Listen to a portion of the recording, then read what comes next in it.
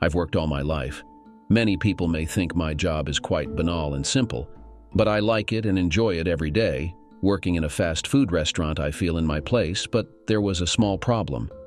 My job didn't suit my wife, who despised me and humiliated me in every possible way, and all for the sake of some rich son.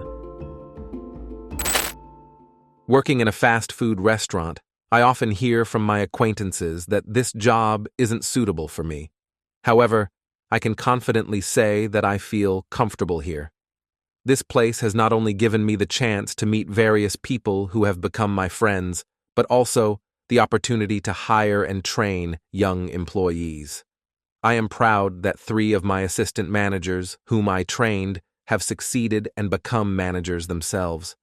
They have started families, contribute to their communities, and continue to grow professionally. Working in the restaurant has also impacted my personal life. Thanks to this job, I met my wife, whom I supported through college at that time. This allowed her to stay home with our children until they reached school age, improving her career prospects. We were able to provide a good standard of living for ourselves, but, unfortunately, the job became one of the reasons for our divorce. However, to fully understand my story, one needs to know more about how I managed this restaurant. I always strive to help employees see their potential and develop professionally, even if they consider their job unworthy. I believe that everyone has the opportunity for career growth, but sometimes it requires a change in attitude towards work. People visit fast food restaurants for various reasons, but 2 main ones are good food at an affordable price and convenience, especially for families. For many, it may be the only option to get a satisfying meal for the day, freeing them from cooking or doing dishes. For some, it's a reward for children, a motivation for completing homework, while for others, it's a way to show respect to their parents. Undoubtedly, this is important for our business, as if people did not want to come here, we would have to look for other earning opportunities. It's crucial that employees take their work seriously and with respect. A smile and friendliness are the foundation of our service, and if someone cannot do this, then perhaps they are not suitable for working here. My counseling has helped some employees change their attitude towards work, but sometimes it becomes necessary to make a decision about dismissal. I am proud that our staff turnover is significantly lower than the national average. My life has not always been easy. Sylvia, my ex-wife, and I seemed to have a perfect relationship, but over time, something went wrong. Sylvia became successful in her work at Feclear America, an organization created to fight hunger in the United States and managing a network of food banks and pantries. Her efforts were rewarded, and she became the chairperson of Feclear America. She dedicated herself to her work, and this led to changes in our relationship. I was not aware of it at the time, but Sylvia's acknowledgement of her rise in social status affected our relationship. We, along with the children, supported her and were happy for her successes, but naturally, we wanted to spend more time together. At Feclear America events, I realized that something had changed. I, Joseph, a manager at one of the world's largest fast food restaurant chains, usually receive a good salary and have a good career trajectory, but found that my professional esteem was being questioned by my wife. Sylvia, my attractive wife, tall and slender, brightens everything around her with her voluptuous figure and smile. She skillfully accentuates her appearance and her presence. Anywhere, always attracts attention, as she likes to stand out from the crowd. I was proud of her and her successes at Feclear America, but I discovered that when people asked me what I did and I answered that I worked at a fast food restaurant, the mood usually shifted, and Sylvia became angry and, I believe, was embarrassed that her husband held such a position. We faced a tense situation after a dance dinner when Sylvia expressed her dissatisfaction with me, introducing myself as a fast food restaurant manager to important people she worked with. She felt it damaged our collective status. I did not understand how significantly it affected her confidence and feelings. It became clear to me that our understanding of each other needed adjustment, and I was surprised to realize how much my profession could impact our relationship. Rage boiled inside my head, yet I kept myself in check. Sylvia didn't object when I helped pay for her college tuition, but her dissatisfaction emerged as she surpassed me in social status. Whenever important events occurred in her organization, she went out of her way to ensure I stayed home to attend to significant matters. Cleaning, cooking, she always said, since I worked at a fast food restaurant, I should handle the cooking. Ironing, and other domestic duties she believed I should fulfill, while she felt entitled to frequent upscale venues dressed in stylish and revealing clothes. Of course, I had my own hobbies and pursuits outside of my restaurant job, such as writing my own book.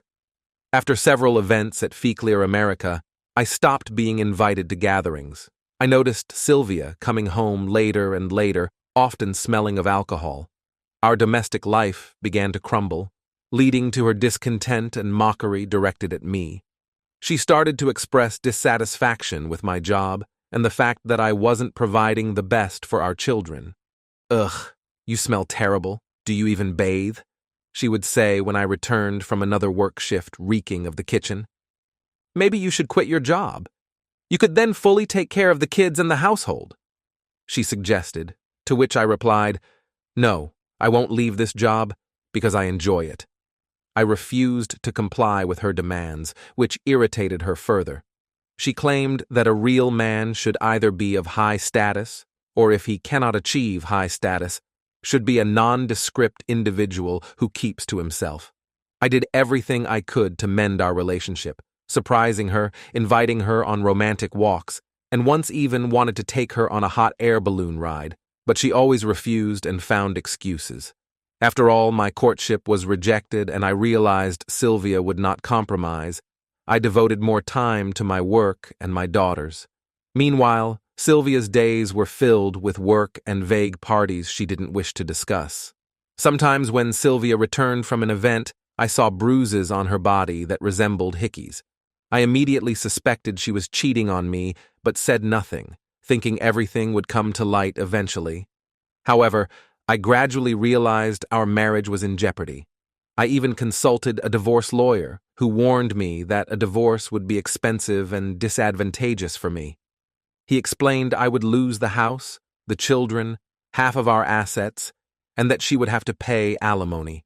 She wouldn't need my income since she had her own and probably already had a boyfriend meeting her needs. It all seemed like a nightmare.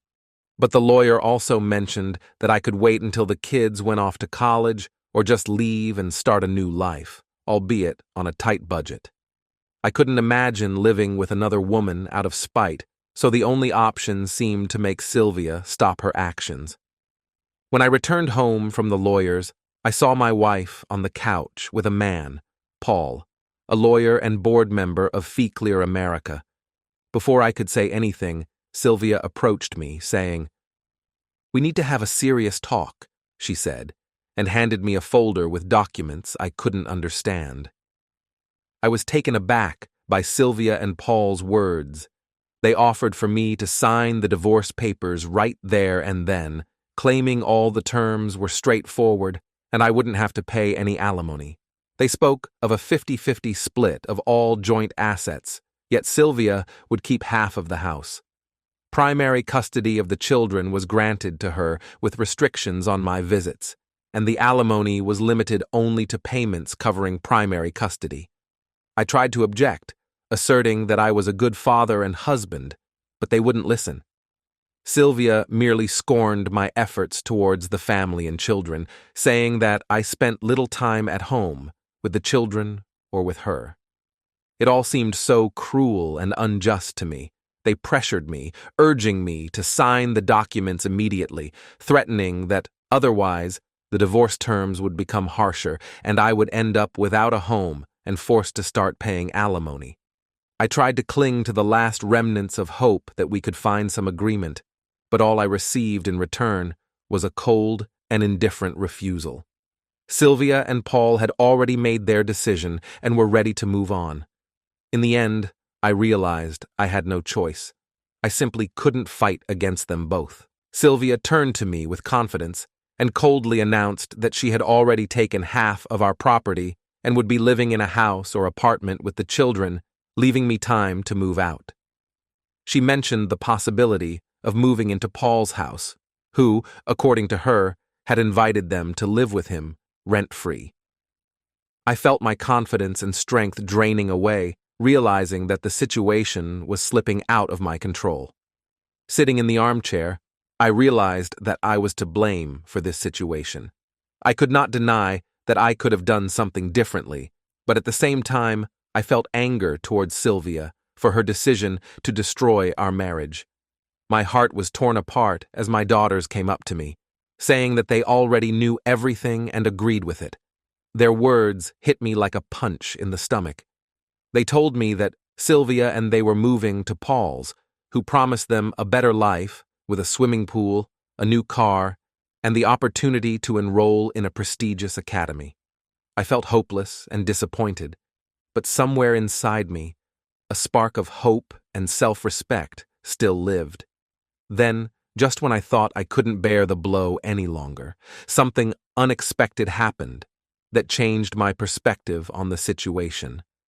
This event had an extraordinary impact on me and our life with Sylvia in ways I could never have imagined. After Sylvia left, I received a call from a friend and former colleague, Albert Fredericks, who told me to read the latest post on Sylvia's Facebook page. Although I didn't use social media, I understood that this message could be important. Sylvia was active on Facebook and couldn't resist the urge to share her thoughts about our divorce. Her post was addressed to everyone who knew her, especially colleagues and partners at Feclear America. In her post, Sylvia expressed pride in the increased funding for Feclear America and gratitude to everyone who supported her in this. However, she openly expressed her disappointment with me, especially in the context of my job as a manager at a fast food restaurant, publicly berating me. She emphasized that working in a fast food restaurant should be temporary, not permanent, for those who can achieve more. Sylvia reproached me for not showing initiative in my career to provide better for the family, which led her to decide on divorce. She announced her intention to file for divorce, stating it was the only way she could help those in need through Feclear America. Her words, full of anger and accusations, pierced me like never before.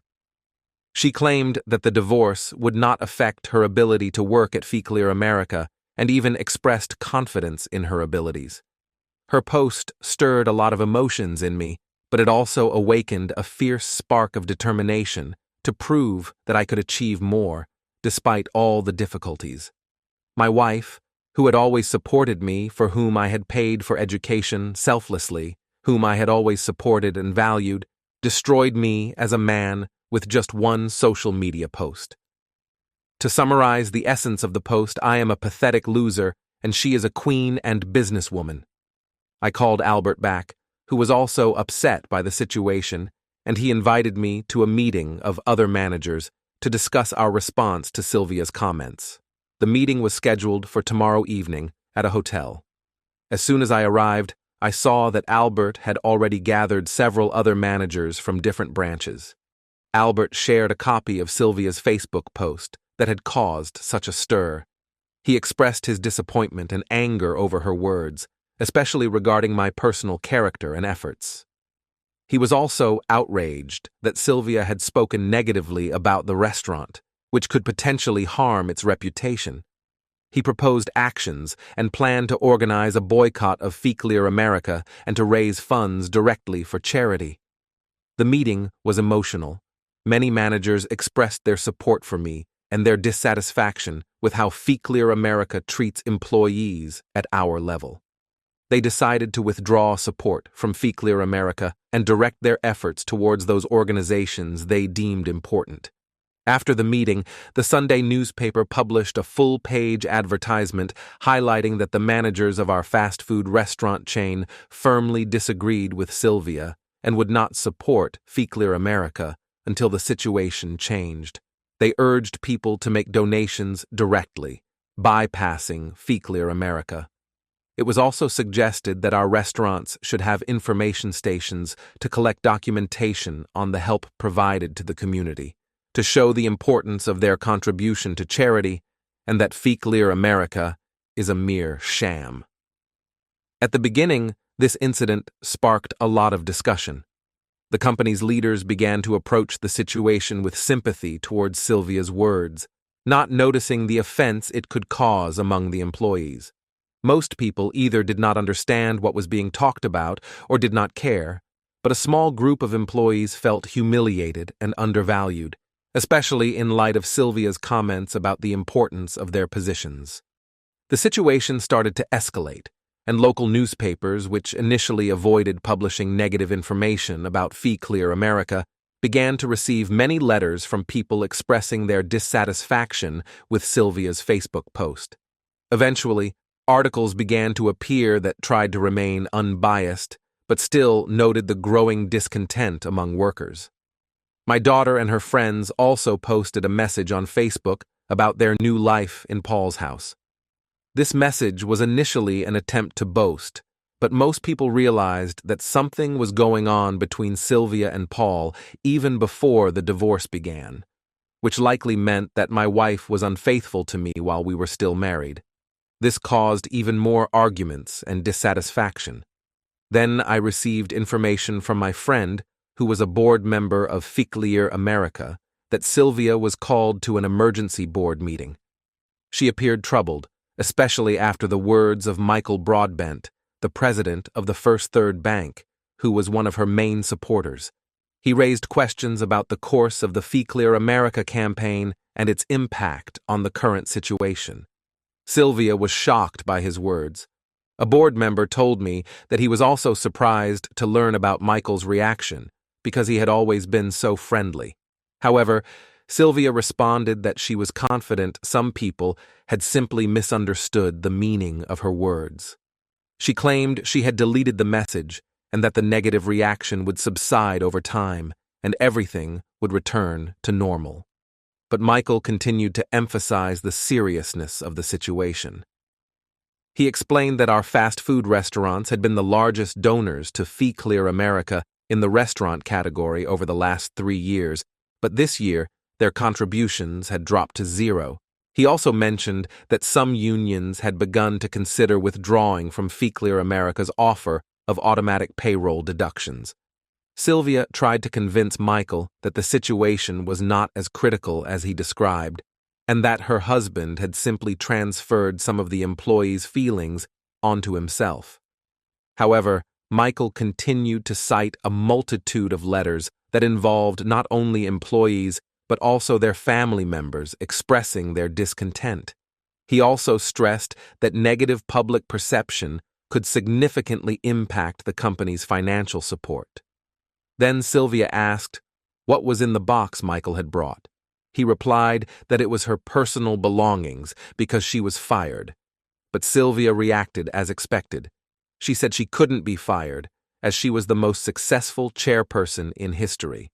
However, Homer Whitney, the company's lawyer, quickly interrupted her, informing her that, according to her employment contract, she could be terminated for creating a negative public image, which includes social media. Homer was persistent and stated that they had every right to fire Sylvia. This was a shocking turn of events. My daughter told me about the scene she witnessed at Paul's house, where Sylvia poured herself a full glass of whiskey after being fired. I knew this was her way of coping with stress. My daughter shared that when Paul came home, he too was under the influence of alcohol and began to air his grievances. He said that now they were both unemployed and that they would have nothing but trouble because of me. The conversation was tense. I realized that Sylvia and Paul were both experiencing strong emotions, which only exacerbated the situation.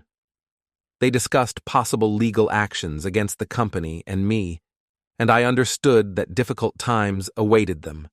Sylvia and our daughters went to her parents' house, where Sylvia's parents began to yell at and condemn her. However, She asked to postpone the discussion until the morning, when she could gather her thoughts after a challenging day. Sylvia called me, and her voice was filled with accusations and bitterness. She blamed me for ruining her life. My reaction was predictable. I tried to justify my actions, talking about our divorce process and how she was the one who initiated the divorce. However, Sylvia insisted that the divorce process was still ongoing, and I needed to get the documents at her parents' house. I was sure she was exaggerating the situation, but I became curious about what she would propose. She switched to a softer tone and expressed hope that we could work something out. I felt a spark of hope for possible reconciliation in her voice. I agreed to meet and suggested meeting at the law office. When we met, Sylvia entered with a male lawyer and our daughters. This was unexpected for me, and I felt mixed emotions. We started discussing business matters, but the sudden appearance of the children significantly affected the atmosphere in the room.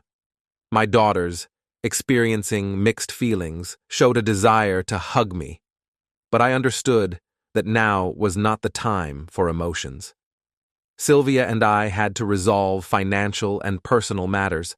Sarah Burns, Sylvia's lawyer, showed her fierceness and determination, which caused some anxiety in me. I realized that this divorce process would not be easy, and we had serious work ahead to find a compromise and resolve all contentious issues. I had never seen her with a male client before, and it seemed odd. Sarah, Sylvia's lawyer, started the conversation by jokingly greeting me and expressing hope that the situation wouldn't spiral out of control. My emotions were mixed, but I tried to keep the conversation light. Sarah then explained that she always represented the aggrieved party, and in this case, the aggrieved party was Sylvia. She mentioned that I was her ex-husband, and this seemed to play a role in our current situation. The negotiations began, and it was clear that Mrs. Campbell wanted to delay the divorce proceedings until after some consultations. She still believed in the possibility of reconciliation, while Mr. Campbell dismissed the idea, preferring to focus on work. Sylvia was visibly irritated by the proposed conditions and rejected the suggestion for consultations. She was convinced that her issues deserved more attention and was not willing to accept any compromises. Sarah suggested some options, including selling the house, dividing assets, and alimony issues. This caused Sylvia's displeasure, and she vehemently expressed her dissatisfaction, rejecting all offers. We continued discussing the divorce terms, and Sylvia was ready to make decisions she believed were in her best interest. However, the atmosphere became increasingly tense, and a sudden call on my cell phone drew everyone's attention in the room.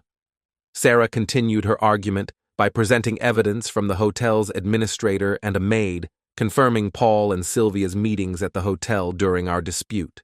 She pointed out the dates and copies of credit card receipts, verifying their stay at the hotel. Sylvia denied it, but Sarah kept presenting her evidence. Afterwards, Sylvia suddenly changed her tone and expressed a desire to go home and correct her mistakes. She pleaded with me to give her and the girls another chance, promising to change and become better. Her words pierced me, and I felt mixed emotions. However, I was adamant in my decision, noting that some things cannot be undone, like toothpaste out of its tube. I emphasized that my decision to file for divorce was made not only because of past events, but also because of a career opportunity presented to me. Ultimately, I made it clear to Sylvia that I did not want to continue our marriage, but gave my honest word that I would treat her with respect and care in the future. The situation became more tense when I told the girls that while I would continue to financially support them, they must realize they had renounced me and now had to take responsibility for their actions. I warned that future visits and college support would depend on their attitude towards me, and any disrespect would lead to the cessation of visits. When my daughter expressed gratitude for the additional chance and Sylvia expressed a desire for a second chance with me, I was clear in my response. I told them I could forgive their immaturity, but could not forgive an adult who had broken my heart. I stressed that marriage is based on love, trust, and respect, which I had been missing for the last few years. Then came the moment to sign the divorce papers. I silently accepted them from Sylvia, noting that she should have been proud to have been my wife, regardless of my job. Sylvia, in turn, expressed regret and a wish to rectify the situation, promising to learn from it. I took and signed the divorce documents without hesitation, ready to start a new life without deceit. That's the end of the story. Write your opinion in the comments about this story. It will be interesting for us to read it. Also, do not forget to like and subscribe to our channel so as not to miss new, equally interesting and exciting stories. Good luck!